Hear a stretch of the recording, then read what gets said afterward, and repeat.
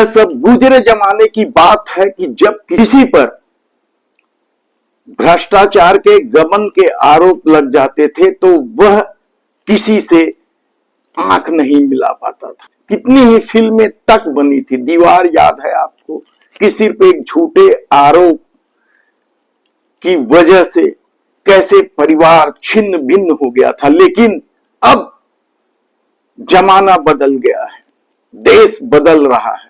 भ्रष्टाचार के आरोप ही नहीं, सबूत भी सामने आने के बाद भी नेता अधिकारी बेशर्मी से आंख मिलाते हैं, बल्कि उल्टा चोर कोतवाल को डांटे की कहावत को भी चरितार्थ करते हैं। नमस्कार दोस्तों, जय जोहार। मैं कौशल तिवारी और भीनिया संध्या में आपका स्वागत है। पिछले 2-2.5 साल से छत्तीसगढ़ में केंद्रीय जांच एजेंसियों का ताबड़तोड़ कार्रवाई चल रही है। इस कार्रवाई की जद में 100 से अधिक अफसर, दर्जनों नेता और माफियाओं तक निशाने में है। लेकिन सत्ता किसी की भी है, अफसरों को बचा लेने और अपराधियों को संरक्षण देने की कहानी नई नहीं है। भले ही भारतीय जनता पार्टी भ्रष्टाचारियों को उल्टा लटकाकर सीधा करने के दावे के साथ सत्ता में आई हूं, लेकिन इस डबल इंजन की सरकार में भी किस तरीके से अपराधियों को, भ्रष्टाचारियों को बचाने का खेल खेला जा रहा है, यह सड़क से लेकर संसद तक, विधानसभा तक दिखाई सुनाई देने लगा है। इससे एक बात तो तय है कि अधिकारियों, अपराधियों और नेताओं का नेक्सस इस कदर हावी है कि वह सब कुछ अपने में समेट लेना चाहती है। माफियाओं और अपराधियों का अफसरों से ही नहीं, सत्ताधीशों से जो गठजोड़ देखने को मिल रहा है, इससे छत्तीसगढ़ को लूटने का नया तरीका निकलकर सामने आया है, कहा जाए तो गलत नहीं होगा। पिछले 2-2.5 साल में केंद्रीय जांच एजेंसियों, ईडी की कार्रवाई हो, सीबीआई की कार्रवाई हो, इनकम टैक्स हो या जीएसटी विभाग की छापेमारी हो, छत्तीसगढ़ में 200 से अधिक लोगों को निशाने पर लिया है इन केंद्रीय एजेंसियों ने, जिसमें अफसरों की संख्या ही 100 से अधिक है। इसके अलावा राज्य सरकार की जांच एजेंसियों के निशाने पर भी कई अफसर हैं, जिसमें राज्य प्रशासनिक सेवा के अधिकारियों के अलावा आईएएस, आईपीएस और आईएफएस जैसे अधिकारी शामिल हैं। हम आपको एक एक अफसरों की पूरी जानकारी देंगे किस्तों में। किस्सा गोई की बात नहीं है ये। किस्सा गोई तो कई तरह की है। दिग्विजय सिंह के जमाने से चल रहा है छत्तीसगढ़ में लूट खसोट का खेल, लेकिन राज्य बनने के बाद जिस तरीके से खेल हुआ, या यूं कहें कि राज्य बनने की असली वजह यही लूट खसोट थी। छत्तीसगढ़, छत्तीसगढ़ी और छत्तीसगढ़िया की उपेक्षा के साथ साथ छत्तीसगढ़ में व्याप्त भ्रष्टाचार, माफिया राज, इसे लेकर ही तो आंदोलन चला था और छत्तीसगढ़ राज्य का निर्माण हुआ था। लेकिन राज्य बनने के बाद यदि शुरू के वर्षों को छोड़ दें, उसके बाद जिस तरीके से अधिकारियों का, नेताओं का और अपराधियों का गठजोड़ दिखाई देने लगा है, वह कम चौंकाने वाला नहीं है। हम आपको पूरी जानकारी किस्तों में देंगे, किस तरह से अपराधियों, अधिकारियों और नेताओं का गठजोड़ छत्तीसगढ़ को लूट रहे हैं और किस अधिकारी का, किस नेता से, किस माफिया से गठजोड़ किन किन क्षेत्रों में है। शुरुआत करने से पहले हम बता दें कि छत्तीसगढ़ में अफसरों और नेताओं का अपराधियों से जो नेक्सस काम कर रहा है, वह एक नया तरीका है, आधुनिक तरीका है, डिजिटल तरीका है। लेकिन यह पूरी जानकारी जो किस्तों में हम आपके पास ला रहे हैं, उसके लिए आपको हमारे चैनल को सब्सक्राइब करना होगा और साथ ही लाइक का बटन भी जरूर दबा दीजिए ताकि आपको समय पे हमारा हर वीडियो मिल सके। लेकिन इस सबसे इतर आज हम शुरुआत कहां से करें? उन आईपीएस अधिकारियों से शुरुआत करें या उन आईएएस अधिकारियों से, आईएफएस अधिकारियों से? कहां से शुरुआत करें जिन्हें केंद्रीय जांच एजेंसियां अपने फंदे में ले रखी हैं, लेकिन राज्य में बैठी डबल इंजन की सरकार उन अफसरों को सस्पेंड करने की बात तो दूर, मलाईदार पदों से भी नहीं हटा पा रहा है।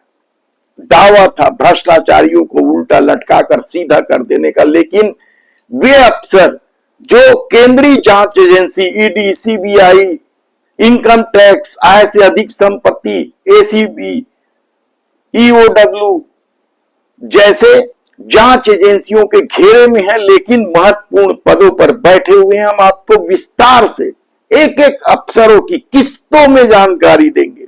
जिन आईपीएस अफसरों को केंद्रीय जांच एजेंसियों ने पूछताछ की है या अपने फंदे में रखा है, उसमें सबसे पहला नाम, बड़ा नाम दीपांशु काबरा का है। दीपांशु काबरा का क्या खेल है, हम सब कुछ आपको विस्तार से बताएंगे। इसके अलावा अभी सीबीआई ने आनंद छाबड़ा, आरिफ बेग, प्रशांत अग्रवाल, अभिषेक पल्लव जैसे आईपीएस को अपने निशाने पर लिया है। इसके अलावा कोयला घोटाला, परिवहन घोटाला, लेवी घोटाला, शराब घोटाला, भोजराज पटेल, पारुल माथुर, विवेक ढान, समीर बिश्नोई, अनिल टुटेजा सहित कई अफसरों के नाम हैं। लेकिन हैरानी की बात तो यह है कि इनमें से अधिकांश अफसर अब भी सत्ता की गोद में बैठे हुए हैं।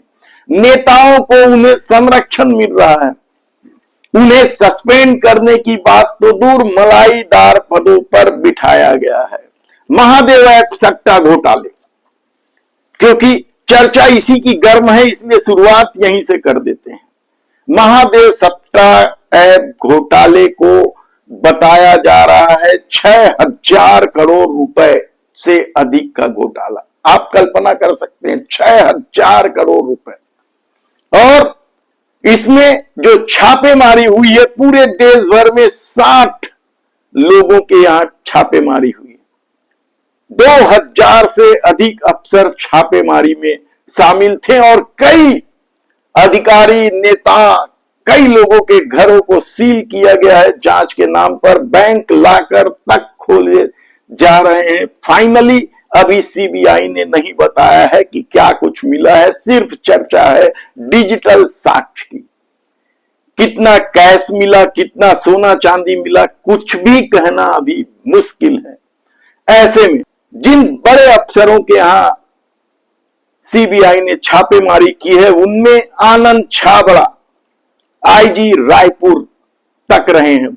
कहा जाता है कि उन्हें 20 लाख रुपया महीना दिया जाता था और ये पैसा पहुंचाते थे एडिशनल एसपी अभिषेक महेश्वरी। उनके यहां भी सीबीआई की छापेमारी हुई है और उनके घर तक सील किए गए थे। बैंक लाकर खंगाले जा रहे हैं। दूसरा बड़ा नाम है, आईपीएस अफसर हैं ये भी, आरिफ शेख। हम विस्तार से एक एक अफसरों की भी जानकारी आपको देंगे कि किनका क्या संबंध है, किससे संबंध है। अभिषेक पल्लव, प्रशांत अग्रवाल और राज्य प्रशासनिक सेवा के अधिकारी अभिषेक महेश्वरी और एडिशनल एसपी संजय ध्रुव मलाईदार पदों में बैठे हैं। राज्य सरकार ने छापे की कार्रवाई के बाद अभी तक इन किसी भी अफसरों के खिलाफ कोई कार्रवाई नहीं की है। ये क्या साबित करता है? क्या सत्ता का संरक्षण मिल रहा है इन्हें? आज हम शुरुआत कर देते हैं आईपीएस आनंद छाबड़ा से। एक एक अधिकारियों का जो हम किस्तों में आपको बताएंगे। आज हम शुरुआत कर रहे हैं आनंद छाबड़ा का।